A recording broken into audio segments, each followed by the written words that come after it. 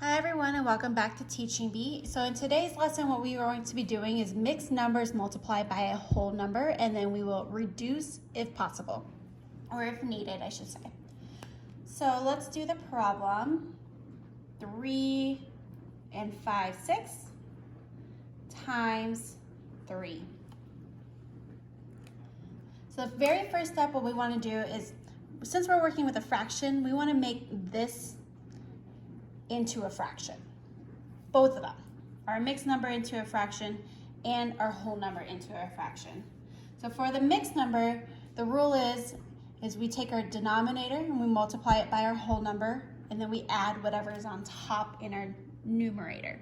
So we're going to take this and this, multiply them across, and then the 3 and the 5 we're going to add together.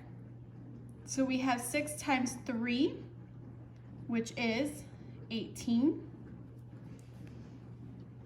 And then 18 plus 5 is going to give us 23. And then as far as our denominator for our fraction, it's still always going to be the same. So it's going to be under 6. Times our whole number. Well, what we can do is we can put a 1 down below. And the reason why we put 1 is because any number over 1 equals the numerator as a whole number. So that's why we're going to use our 1 there.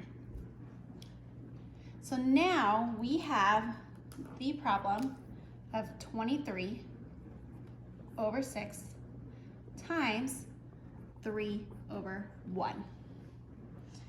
And we would simply just multiply straight across.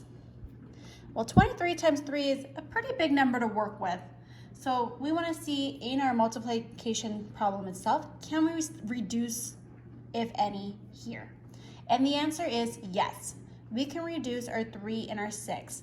3 goes into 6 one time. So 3 plus 3 is 6. So we are going to take that out and reduce this.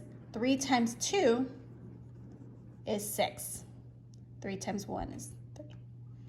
So now we were able to reduce our actual multiplication problem, and we can go ahead and multiply across. So 23 times 1 is 23. 2 times 1 is 2. And this is an improper fraction. And we don't want to leave our answer as improper fractions. So what we like to do is we would like to make it into a mixed number. And the way that we change it into a mixed number is we want to see how many times does 2 go into 23.